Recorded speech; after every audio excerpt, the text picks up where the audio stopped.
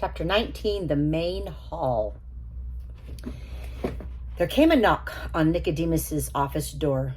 It opened, and Justin and Mr. Ages entered. "Back so soon?" said Nicodemus. "Soon," said Justin. "It's past noon. It's lunchtime." "Past noon?" Miss Frisbee stood up, remembering her children waiting at home. Down in the rat's home in the artificial light, it was hard to tell the passing of time. She had been so engrossed in Nicodemus's story that she had not glanced at the clock.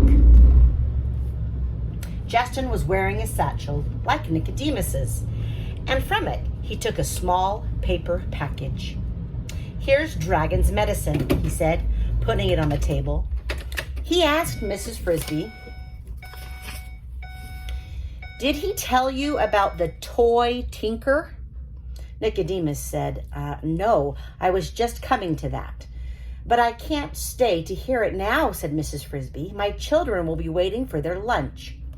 A plan was worked out. Mrs. Frisbee would go home to take care of her children. Nicodemus, Justin, Arthur, and the other rats involved would work out the details of moving her house, which would be done that night at about 11 o'clock. After the Fitzgibbons are asleep, and we're sure that Dragon is too, said Nicodemus, Mrs. Frisbee would return in the mid-afternoon to the rosebush. Mr. Ages said, "And I'm going to lie down. After making that trip with this cat's cast, I'm tired." "You can have your choice of rooms," said Nicodemus. "Now that Jenner and his friends are gone, we have 7 empty. "Thank you," said Mr. Ages. "Mrs. Frisbee, when you return, I will tell you, as well as I can, exactly how to put the powder in Dragon's food." As she hurried home, Mrs. Frisbee considered just how much she should tell her children about all that had happened and all that was going to happen.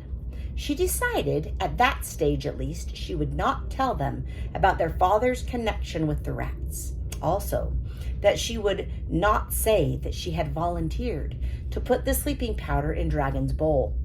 That would worry them, and she could tell them perhaps when it was safely done. When, among other things, there would be no chance for Martin to volunteer in her place. She would tell them simply that, as the owl had suggested, she had gone to the rats and asked for help. She had found them friendly and intelligent, and a group of them were coming that night to move the house to a place where it would be safe from the plow. That would be enough. She could tell them the whole story later, when she knew it all herself. But it was not enough. The children were skeptical at first. They didn't believe her, and they were intensely curious, especially Timothy, who was looking stronger and feeling more energetic. But he was still staying in bed, primarily because Teresa and Martin had made him. "But why should the rats do that?" said Timothy. "We don't know them at all. Nobody knows the rats. They just keep to themselves." "Maybe it's because the owl sent me," said Mrs. Frisbee, searching for an answer that would satisfy him. "They seem to be impressed by the owl." "Well, for that matter," said Timothy, "I don't even see why the owl wanted to help. He is no friend of ours either. Maybe they thought someday he could do them a favor in return." "Oh, Mother," said Cynthia, "how could we ever do them a favor?" "You forget. I did do Jeremy a favor, and that's what started this whole thing."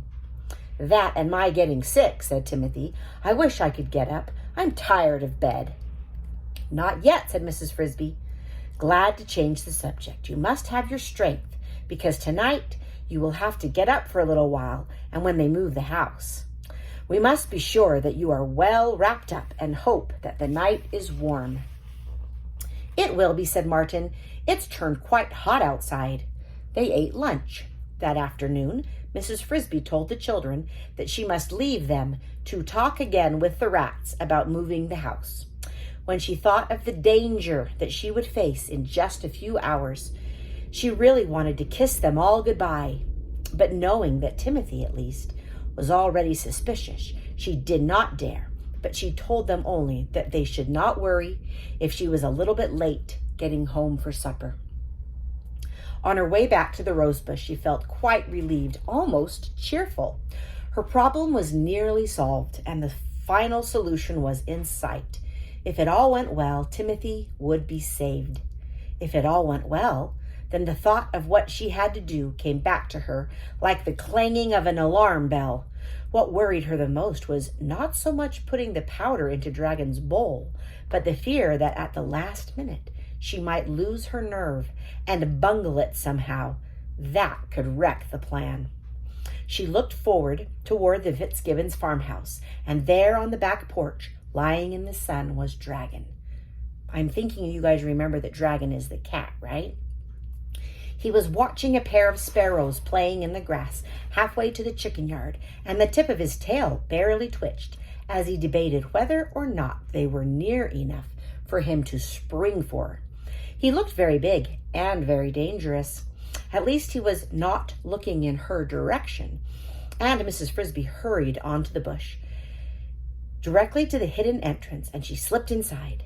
And when she reached the arched portal, Brutus was standing guard as before, but this time he greeted her politely. "I've been expecting you," he said. "May I go in?" "If you'll wait just a minute, I'll get Justin." He went inside the arch and he pressed a small button on the wall. Mrs. Frisbee had not noticed it before. "A doorbell," she said. "Well, it rings a buzzer down below. If I push it 3 times, you would see some action." "Action?" "Yes, that's the alarm signal. A dozen rats would come out this door ready to fight, and all of the rest with the women and the children would be hurrying out the back door." "I don't know. I didn't even know there was a back door." "It comes out in the woods in a blackberry bramble. It's got a longer tunnel than this one." When Justin appeared, they went down the same hallway as before, but this time, when they reached the chamber where the elevator and the stairway had led down, Justin paused.